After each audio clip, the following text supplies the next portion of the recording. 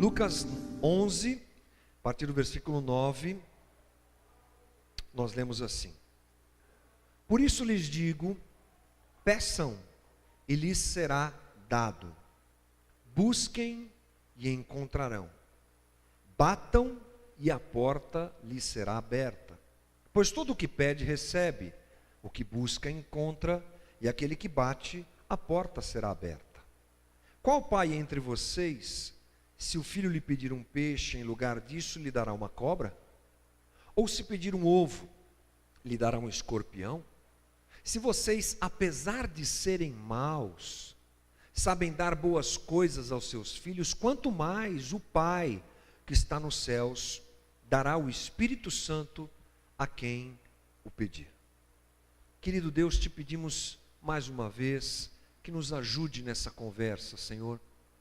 Que aquilo que o Senhor quer nos esclarecer, nos fazer entender, nosso coração esteja aberto para isso.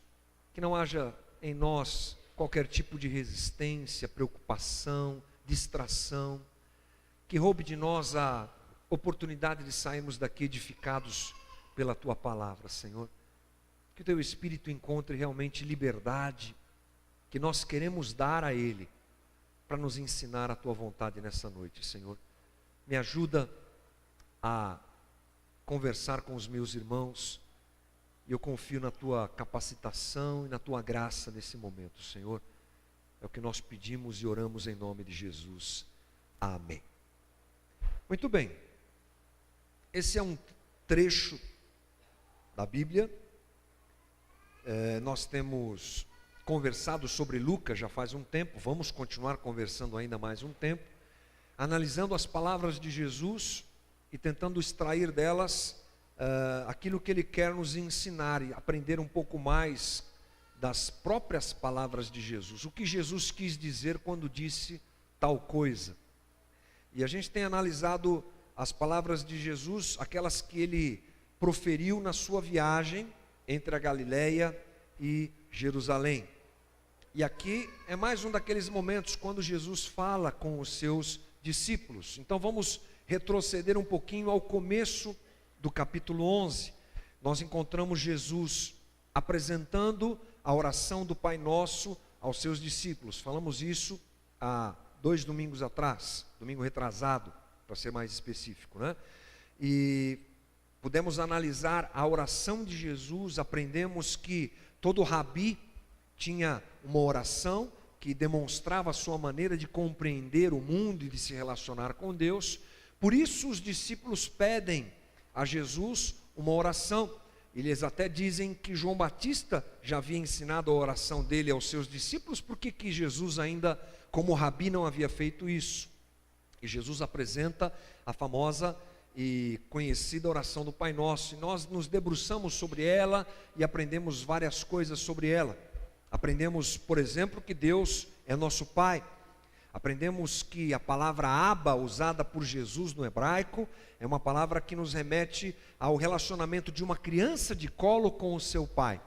Alguma coisa muito próxima de paizinho, papai, painho, né? O pessoal do Nordeste usa muito painho. Alguma coisa do tipo, ou seja, uma conotação clara de intimidade, aconchego, proximidade, amor, carinho e uma relação realmente paterna.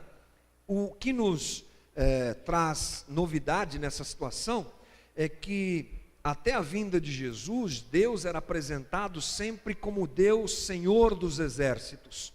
A gente conversou sobre isso. Deus Todo-Poderoso, grande, forte, pronto para a batalha, para ajudar Israel. Agora vem Jesus e diz, paizinho, proximidade, isso muda muitas coisas como nós conversamos. Aí depois, na sequência, nós vemos Jesus apresentando aquilo que nós chamamos, aquela parábola que nós chamamos de parábola do amigo inoportuno. Nós até fizemos uma releitura aqui sobre essa conversa, fizemos isso semana passada, e pudemos perceber que Jesus apresenta Deus como aquele amigo que lhe é solicitado à meia-noite uma ajuda, vai e ajuda ao seu amigo que tanto precisa. Nós podemos aprender que a nossa importunação não cabe numa relação entre pai e filhos, e que nós precisamos enxergar sempre Deus como aquele que provê. que quer nos abençoar, que está pronto a nos dar e nos abençoar. Essa é a linha de raciocínio que Jesus está seguindo. E por que nós precisamos fazer isso? Porque esse último trecho dessa perícope que nós chamamos, ele está ligado a esses outros dois trechos. Nós não podemos analisar essa última parte que nós acabamos de ler sem nos lembrar das partes anteriores, porque elas estão interligadas. Por uma questão de tempo, nós tivemos que reparti-las e conversar devagarzinho sobre cada uma delas, mas a gente chega então a esse momento onde Jesus fala sobre pedir, sobre dar, sobre essa continuidade dessa relação que nós precisamos ter com Deus. Esse trecho ele fecha a conversa e ele apresenta uma aplicação prática a tudo que nós ouvimos. É isso que acontece. Jesus agora parte para a parte prática, vamos dizer assim. E olha só o que ele diz no versículo 9 e 10. Por isso lhes digo, peçam e lhes será dado, busquem e encontrarão, batam e a porta lhes será aberta. Pois todo o que pede recebe, e o que busca encontra, e aquele que bate, a porta será aberta. Então o que é que o mestre está nos dizendo aqui? O mestre inicialmente, Jesus está nos dizendo que Deus existe e que Deus age na vida do homem. Que nós não servimos um Deus que está distante, mas que Ele age e que Ele interfere na vida do homem. Ou seja, Jesus ele reafirma a interferência divina na vida do homem. Deus não está distante ou não é aquele que não se importa com a vida do homem, muito pelo contrário. Deus age e trabalha na vida do homem. Na sua busca por tentar definir essas coisas, os filósofos, a humanidade de um modo geral, achou dois caminhos para tentar explicar essa relação do homem com Deus. O primeiro deles é conhecido como deísmo. O deísmo, ele diz o seguinte: há uma força divina, que não necessariamente pode ser chamada de Deus ou precisa ser chamada de Deus, mas os deístas, eles dizem, quando a gente olha para tudo isso aqui, a gente pode dizer que há uma força divina que fez tudo isso, a criação, o homem, tudo mais. Mas para os deístas, essa força divina, ela não necessariamente interfere na vida do homem. Que o mundo, na verdade, ele é regido pela força da natureza. Então eles creem em uma força tremenda que fez tudo isso, mas não creem nessa interferência. Isso é importante a gente analisar. São aqueles muitas vezes que não são ateus, eles são chamados de deístas, por crerem justamente nisso. Que alguma coisa nos criou, alguma força sobrenatural nos criou, fez a criação toda aparecer, mas a interferência dessa força se resumiu à criação. E não há uma interferência direta, cotidiana e agindo hoje. Esses são os deístas. Mas nós temos o teísmo. Deísmo com D, teísmo com T. O teísmo crê de uma forma diferente. Ele crê que Deus ou deuses, porque se trata de uma opinião filosófica, existem, criaram o homem, criaram a criação e interferem diretamente na vida do homem. E a verdade é que o Novo Testamento, ele é teísta. A opinião de Jesus, é claro, ela é teísta. Ou seja, Jesus crê, vem pregar a nós e nos ensinar como Deus, que Deus interfere na vida do homem. Então essa proximidade que nós temos ouvido nesses últimos domingos, ela é legítima e ela acontece. Tire da tua cabeça qualquer ideia de um Deus que está longe, observando as coisas e não interferindo, não. Deus age nas nossas vidas. Deus interfere nas nossas vidas. Não vamos entrar nas questões que podem nos levar a pensar quanto Deus age. Será que tudo o que acontece na minha vida é Deus que faz? Ou Deus me dá a liberdade de escolher alguns caminhos ou os meus caminhos? Essa é uma outra conversa que a gente não vai entrar hoje. Mas pense, Deus interfere na vida do homem. Esse é um ponto que Jesus deixa claro aqui. Outra coisa é que o mestre está dizendo que Deus responde à oração do homem, mas responde à oração do homem que está em sintonia com a sua vontade. Nós não podemos sair daqui pensando que esse é um texto que se refere a algum tipo de mágica. Peça e você vai receber, bata e você vai abrir, busque e você vai encontrar, e ponto final. Não é bem assim. O texto deve ser, os ensinamentos de Jesus devem ser lidos de uma forma muito cuidadosa, e a gente não pode se esquecer do restante da Bíblia, porque ela não pode se contradizer, a Bíblia não se contradiz. Jesus ele usa termos, esses 3 termos que a gente conhece bem aqui nesse texto: pedir, buscar e bater. Jesus tira esses termos da parábola que ele contou anteriormente. Por isso que eu disse a você que é importante ler o texto por inteiro. Jesus está se referindo àquela parábola do amigo inoportuno, que aliás eu quero ler novamente aqui para você, só para despertar a tua atenção, para você que talvez não esteve aqui com a gente entender. No versículo 5, é um pouquinho antes, de Jesus diz assim: então lhes disse, suponham que um de vocês tenha um amigo, e que recorra a ele à meia-noite e diga: amigo, empreste-me 3 pães, porque um amigo meu chegou de viagem, e não tenho nada para lhe oferecer. E o que estiver dentro responda: não me incomode, olha só, a porta já está fechada, eu e os meus filhos já estamos deitados, não posso me levantar e me dar o que me pede. Eu lhes digo, embora ele não se levante para dar-lhe o pão por ser seu amigo, por causa da importunação que nós analisamos semana passada, que pode ser honra, se levantará e lhe dará tudo o que precisar. Essa é a parábola que Jesus conta. Daí ele tira os termos pedir, bater e buscar. É óbvio, o link é claro. Ele conta a história de um amigo que recebe outro amigo que vai buscar ajuda para outro amigo, né? E ele faz o quê? Ele procura, ele bate e ele pede. É para isso que Jesus nos aponta. Pergunta a você, meu amigo, meu querido, por que o amigo pediu, bateu e procurou na porta do seu outro amigo a ajuda? Por que ele fez isso? Porque ele podia fazer isso. Não foi alguma coisa violenta, mas foi alguma coisa muito cordial. É o que nós observamos na parábola. Então, nós podemos dizer que há um pressuposto nessa parábola que Jesus está apontando para isso. O amigo vai atender porque o pedido que lhe foi feito é adequado à relação entre ambos. O que é que isso quer dizer? Quando o homem que está recebendo uma visita na sua casa e não tem pão para dar à visita, sai da sua casa e vai bater na porta do outro amigo, é porque a relação que eles tinham lhe permitia fazer isso. Era amigo. A parábola diz, era um amigo. Não era uma pessoa desconhecida. Eles tinham um relacionamento. Portanto, aquele que vai pedir com conhecimento de causa. Vai pedir com liberdade, porque eles tinham um relacionamento. Olha que coisa interessante. Ele não vai pedir alguma coisa impossível.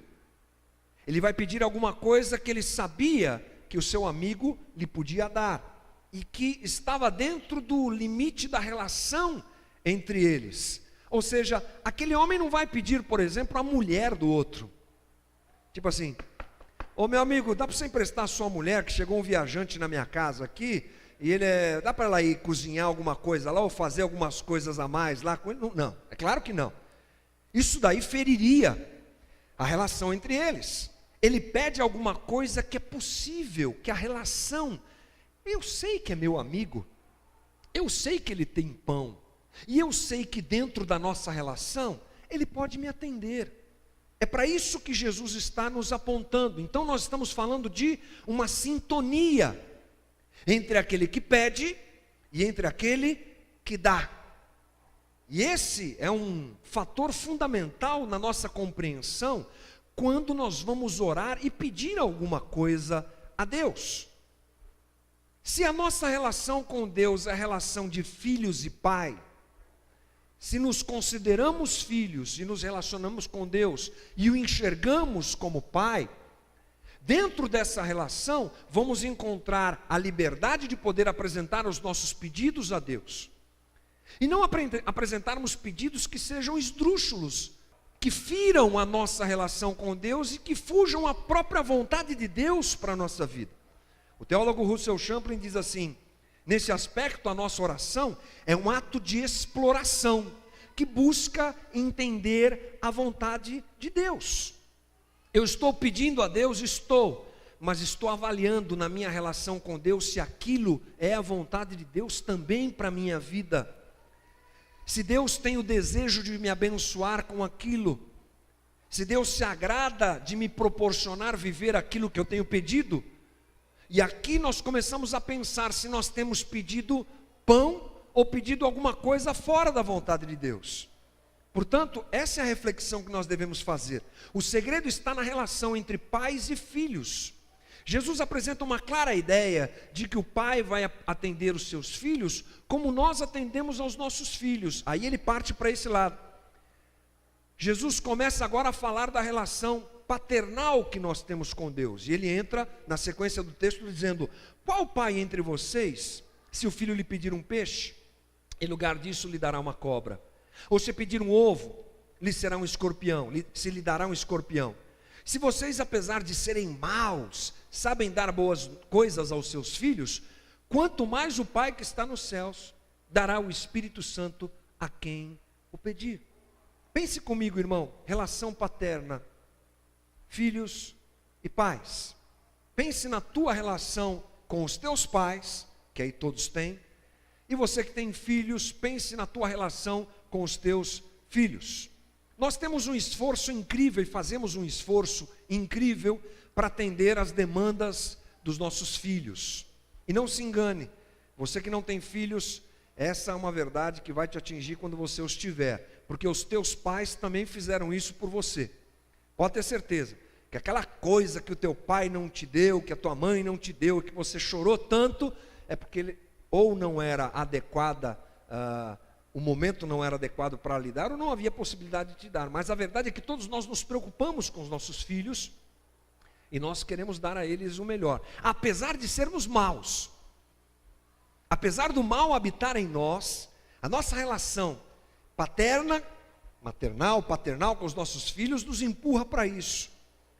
E Jesus está dizendo que nós devemos olhar para a relação que nós temos com Deus com a mesma perspectiva de que Deus quer também nos abençoar. Mas nós precisamos perceber que deve haver coerência nessa relação. Essa coerência que muitas vezes nos falta, porque pedimos aquilo que não é da vontade de Deus nos dar. Exigimos de Deus aquilo que Ele não quer nos dar. Inclusive exigimos aquilo que muitas vezes será um instrumento para nos destruir. Porque somos tão loucos muitas vezes no nosso jeito de viver, que queremos coisas que vão nos prejudicar. Cegos que somos, pedimos aquilo que nem bem para a gente faz. Então, é o que nós vemos na palavra de Deus, lá em Tiago 4:1, dos textos mais claros a respeito disso. Diz assim Tiago: de onde vêm as guerras e contendas que há entre vocês? Não vêm das paixões que guerreiam dentro de vocês? Vocês cobiçam coisas e não as têm, matam e invejam, mas não conseguem obter o que desejam. Vocês vivem a lutar e fazer guerras, não têm porque não pedem, e quando pedem, não recebem, pois pedem por motivos errados, para gastar em seus próprios prazeres. Veja só como a Bíblia não se contradiz, Jesus não se contradiz. A princípio, quando a gente lê uma história como essa, de uma vez só, a gente sai achando que a gente pode pedir qualquer coisa, e Deus tem a obrigação de pedir, porque Jesus disse: pedi, pedi, dar-se-vos-á, buscai e achareis, batei e abrir-se-vos-á. Deus tem a obrigação de me dar. Aí eu vejo Tiago dizendo que não é bem assim, porque muitas coisas que eu peço para o meu próprio prazer, e a Bíblia não pode se contradizer, a palavra de Deus é uma só. Por isso a leitura que nós devemos ter é que Jesus nos dirige a um relacionamento com Deus, onde eu começo a entender o que é a vontade de Deus, e o meu pedido dentro da vontade de Deus, esse sim vai ser atendido. Quando eu entro em sintonia com o Senhor, quando o meu coração carrega a vontade de Deus, quando eu conheço a palavra de Deus, que é uma coisa tão básica. Quarta-feira estávamos conversando aqui sobre as disciplinas espirituais, a gente conversou sobre o estudo, e é claro que no nosso caso, o estudo da Bíblia, o estudo da palavra de Deus, que é uma coisa tão necessária, mas que a gente sempre deixa de lado, e é isso que nos faz errar o alvo, é isso que nos faz não enxergarmos a vontade de Deus, e muitas vezes nos colocarmos numa guerra por aquilo que nós não vamos receber, porque Deus não está naquele negócio, Deus não quer que seja assim, e é claro que eu não posso esquecer de que o cuidado dele está sobre mim. Acima de qualquer coisa, a relação é de pai para filho, de quem cuida do filho, de quem sabe qual é o melhor caminho para o filho. Essa é a verdade, mas muitas vezes nós achamos que nós sabemos, nós achamos que o nosso caminho é o melhor, que o nosso jeito é o melhor, que o que a gente quer vai resolver a nossa vida, e a gente entra muitas vezes nessa loucura que nós temos, que nos cerca, que nos oprime, e aí nós pedimos mal, pedimos aquilo que está fora da vontade de Deus, e nós acabamos nos frustrando, né? De forma muitas vezes até infantil na nossa relação com Deus. Agora, esse texto que nós lemos, quando Jesus fala sobre a relação entre filhos e pais, há uma pressuposição importante aqui. Versículo 11, lendo novamente, diz assim: qual pai entre vocês, se o filho lhe pedir um peixe, em lugar disso lhe dará uma cobra? Ou se pedir um ovo, lhe dará um escorpião? Qual dentre vocês, o que é que Jesus espera ouvir de resposta, irmão? Qual dentre vocês vai dar um escorpião se o filho pedir um peixe? Vai dar alguma porcaria para comer se ele pedir alguma coisa para comer? Qual de vocês? Qual que é a resposta? Ninguém. Jesus já espera uma resposta que é essa: ninguém. Ou seja, nós precisamos sempre nos lembrar desse fator de cuidado da parte de Deus para com a gente. Ninguém faz isso. Se você que é mau sabe dar boas coisas para o seu filho, quanto mais Deus. Eu não posso perder de vista isso. A bondade de Deus repousa sobre mim, a graça de Deus repousa sobre mim, o cuidado de Deus repousa sobre mim, o amor de Deus repousa sobre mim, e Deus tem o melhor dele para a minha vida, ainda que não seja o que eu acho que é o melhor, ainda que eu pense ser o meu melhor, o melhor do que o melhor de Deus. A gente faz muito isso, mas não, o cuidado de Deus está sobre cada um de nós. Na nossa relação com Deus, nós não podemos perder isso de vista. Você sabe que o ovo e o peixe, exemplos usados por Jesus aqui, eram a base da alimentação de um viajante na época. Jesus usa uma coisa muito assim, tranquila: olha, o peixe e o ovo Deus vai dar, irmão, fica tranquilo, o cuidado de Deus você sempre vai ter, a provisão de Deus em todos os aspectos da tua vida, emocional, sentimental, financeiro, familiar, profissional, pode contar, não vai faltar cuidado de Deus na tua vida, vai ter sempre ovo, vai ter sempre peixe. Agora, o que nós fazemos é que nós criamos uma expectativa muito alta, principalmente no que tange as coisas materiais, e fala sério, irmão, essa é a grande verdade. Nós nos pressionamos, achamos que precisamos ter, e jogamos essa pressão na nossa relação com Deus. Não quer saber do básico. Esse negócio de básico, ovo e peixe, não é um negócio assim que eu quero, sabe Deus, eu quero é mais, quero muito mais.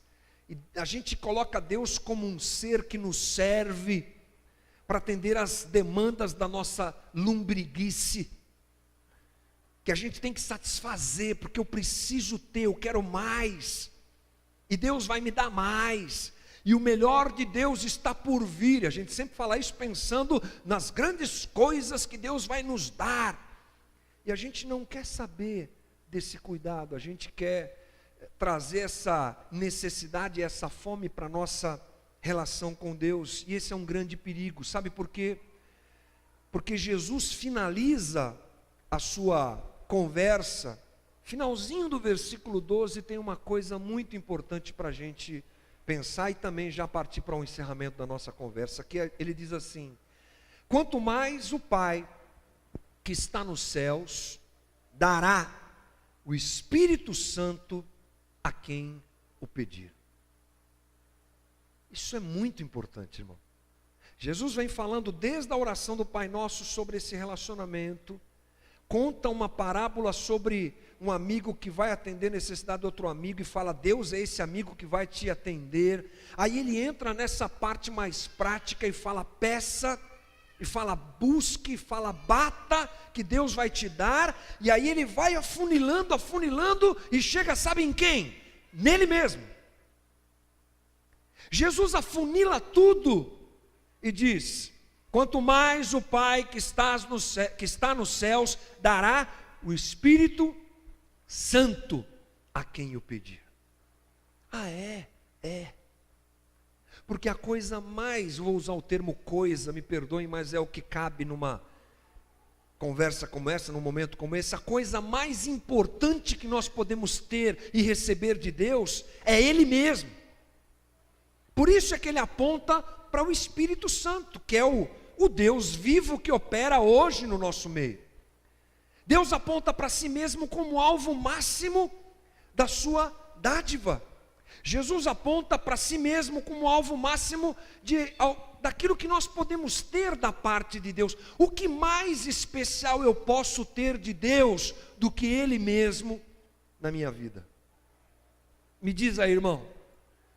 Um carro, uma casa, os 6 números da Mega Sena, uma situação profissional que resolva a minha vida, um namorado, uma namorada que eu tanto preciso, um casamento, estou desesperado, preciso. Olha, tudo isso faz parte da nossa vida, tudo isso é contemplado por Deus, tudo isso está debaixo dos cuidados de Deus, irmão, acredite nisso. Mas a coisa mais preciosa que nós podemos ter da parte de Deus é Ele mesmo. O que é mais precioso do que Ele? Nada. Por isso os nossos olhos precisam então se voltar para isso. Nosso coração precisa se voltar para isso. Jesus está apontando para o momento que nós vivemos hoje, que é o momento da graça, quando a sua presença é garantida no nosso meio, e Ele é o melhor que Ele pode nos dar. Amém, irmão? Ele é o melhor que Ele pode nos dar. Faço um apelo para você nessa noite. Vamos acabar com o evangelho do interesse secundário,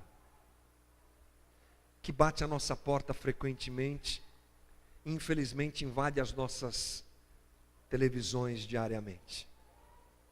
Acabe com o evangelho secundário, onde Deus é um instrumento para eu alcançar alguma coisa. Cuidado com isso, irmão.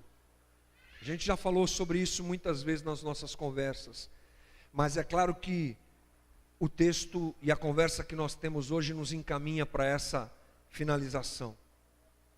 Cuidado com o evangelho que secundariza Deus, onde você quer utilizá-lo para ter alguma coisa. Não. Olhe para Deus.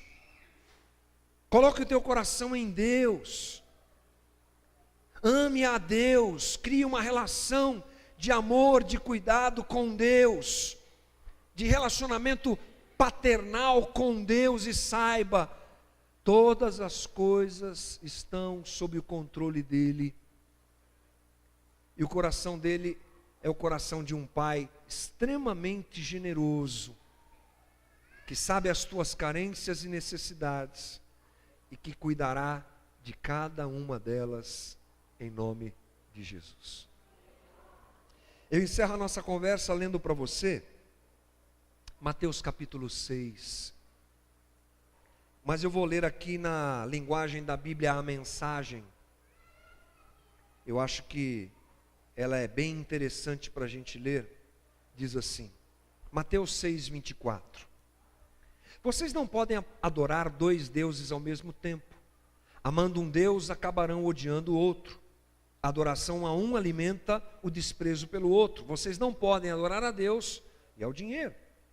Se vocês se decidirem por Deus vivendo para cultuá-lo, não ficarão aflitos com a comida que terão de pôr na mesa, ou se o guarda-roupa está fora de moda. Há muito mais coisas na vida do que comida que vai para o estômago. Há muito mais coisas para se ver que as roupas que vocês usam. Olhem para as aves, livres e desimpedidas. Não estão presas a nenhum emprego e vivem despreocupadas aos cuidados de Deus. E vocês? Valem muito mais do que os passarinhos. Será que alguém consegue ficar 1 centímetro mais alto, preocupado diante do espelho?